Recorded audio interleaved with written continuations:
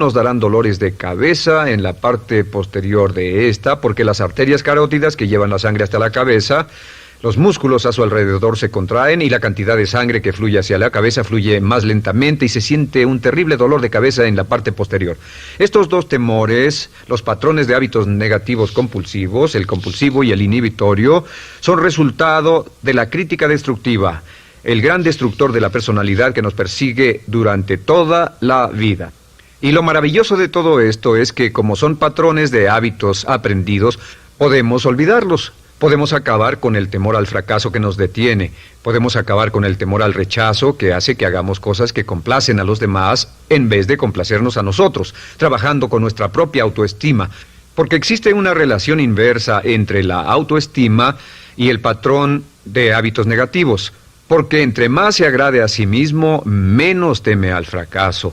Entre más se agrade a sí mismo, menos teme al rechazo. Entre más se agrade a sí mismo, menos temerá a cualquier cosa. Y si sigue repitiendo, me agrada mi persona, me agrada mi persona, me agrada mi persona una y otra vez, si sigue diciendo esto, con el tiempo su autoestima sube más y más y más y más, y sus temores, desde luego, bajan. Cuando su autoestima sube, sus temores van en dirección opuesta. Ahora, ¿cómo enfrentar la crítica destructiva si debe criticar a otras personas? Pues eso es muy simple. Muchos padres nos han preguntado eso. ¿Cómo se controla a los niños? Una de las claves para controlar a los niños es dirigirlos para que hagan algo constructivo en lugar de hacer algo destructivo. Otra cosa que debe recordarse es que lo que quiere hacer es que quiere dar una crítica informativa, crítica constructiva, lo que significa que se les dice a los niños lo que pueden hacer o a los adultos lo que pueden hacer mejor. Todo el propósito de dar retroalimentación de cualquier tipo es mejorar el desempeño. Si es padre o si es jefe o si es una persona en una relación, si una persona está haciendo algo malo o inadecuado, todo el propósito de darles cualquier tipo de retroalimentación es para que puedan hacerlo mejor. Sin embargo, existe una relación directa entre la autoestima y la crítica destructiva. Cada vez que se critica a una persona, su autoestima baja. Y cada vez que su autoestima baja, su habilidad para desempeñarse baja. Si critica a una persona en forma destructiva demasiado tiempo, llegará a un punto donde no intentarán nada. Se convierte en lo que llamamos hipersensible. Un adulto hipersensible es aquel que no puede aceptar críticas de nadie. Un adulto hipersensible es una persona que está muy tensa, ansiosa, si siquiera sugiere que no está haciendo lo correcto. Si trata con un adulto hipersensible, la clave es sentarlo y recordar 4 cosas. Número 1, comenzar con alabanzas. Número 2, proteja la autoestima de la persona a toda costa. Número 3, discuta el desempeño y no a la persona. Hable del comportamiento más que de la persona.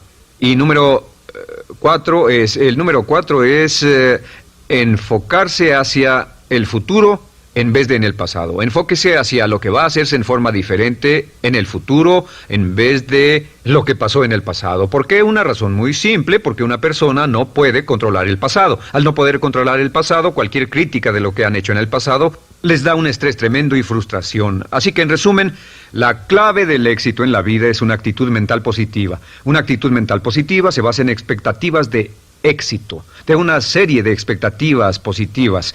Esa serie de expectativas positivas se basa en sus creencias y en su concepto de sí mismo. El centro de su concepto propio que determina su eficacia en la vida es su autoestima, y su autoestima se mide por cuanto se valore a sí mismo. Las dos cosas que nos frenan más que nada son el temor al fracaso y el temor al rechazo.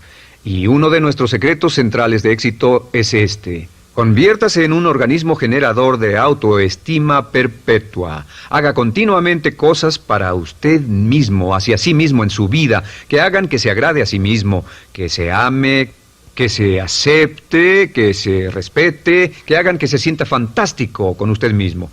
Si es un jefe o un padre, no olvide que la clave para el máximo desempeño en su hogar y en su trabajo es hacer que las personas se sientan maravillosamente consigo mismas. Entre mejor se sienta consigo mismo y más se agrade, más probable será que logre que las personas a su alrededor lo quieran, lo acepten, lo respeten, se respeten. Con el fin de desencadenar todo su potencial, es esencial que entienda la relación entre la mente consciente y la mente subconsciente. Se han escrito miles de libros sobre el tema, existen complejidades tremendas, existen referencias al consciente y subconsciente, en especial al subconsciente, a través de toda la historia humana. Al subconsciente a menudo se le llama la central de fuerza de su ser, y vamos a hablar de cómo afecta a usted más a su subconsciente al estudiar este programa. Comencemos hablando sobre la relación entre las dos mentes y qué puede hacerse para comenzar a controlar y a cambiar el programa dentro de la mente subconsciente.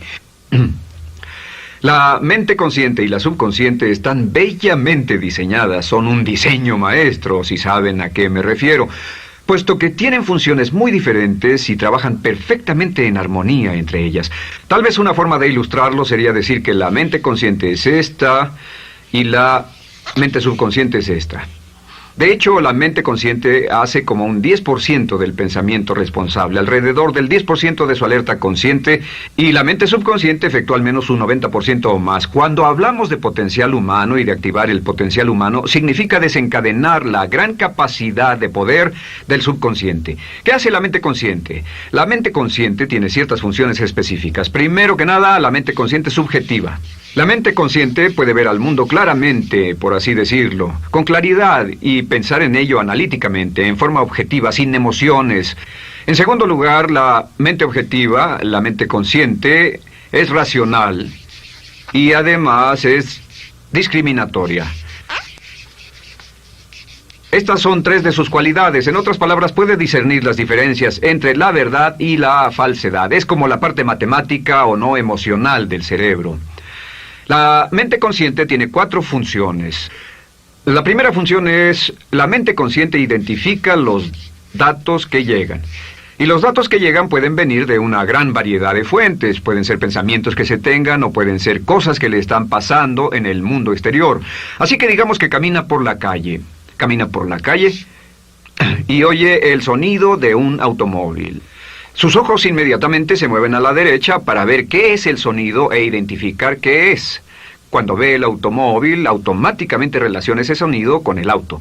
Lo segundo que hace la mente consciente es que compara a ese automóvil en movimiento con todos los demás automóviles en movimiento que haya visto.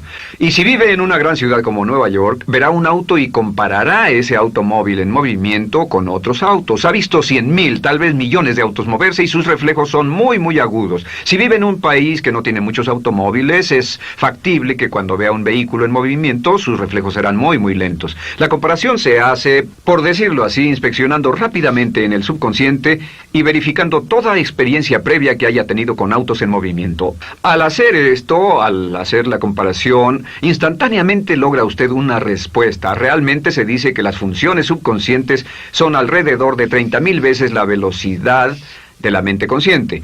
Puede echar un solo vistazo, oír un ruido o pensar un pensamiento con la mente consciente e instantáneamente desencadenará una reacción que tal vez tomaría una gran cantidad de horas de evaluación si tuviera que hacerlo conscientemente.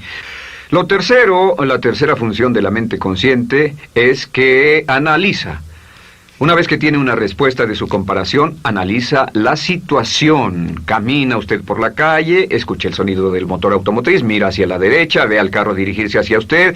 Su comparación le dice que se mueve a una velocidad de 80 kilómetros por hora y que estará donde usted está en un segundo, a menos que se mueva.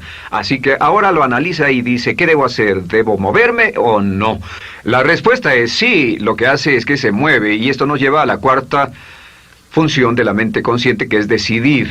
La mente consciente decide qué hacer después del análisis. Dice sí o no. La mente consciente funciona como una computadora binaria. Siempre dice sí o no a la información que llega. La mente consciente solo puede tener un pensamiento a la vez. Y esto es sorprendente, como van a ver, es en realidad una estructura brillante. Así que camina por la calle, oye el sonido, mira hacia la derecha, ve el auto moverse. La comparación le dice que el auto se mueve hacia usted y el análisis del auto en movimiento le dice que debe quitarse. Usted dice, ¿me moveré? ¿Sí o no? La respuesta es sí. ¿Me muevo hacia adelante? ¿Sí o no? La respuesta es no. ¿Me muevo hacia atrás? ¿Sí o no? En cuanto dice, sí, me muevo hacia atrás, esta palabra sí pasa a su mente subconsciente. La mente subconsciente al instante desencadena a todos los nervios, a todas las sinapsis, a todos los tejidos para que pueda moverse hacia atrás y quitarse de ahí. No debe quedarse sentado y pensar, ¿debo mover primero el pie derecho o primero el izquierdo? Todo lo que hace es enviar la señal a la mente consciente, apoyado por una carga, por así decirlo, o por una detonación de emociones. Entre más fuerte sea la emoción, más rápidamente responderá el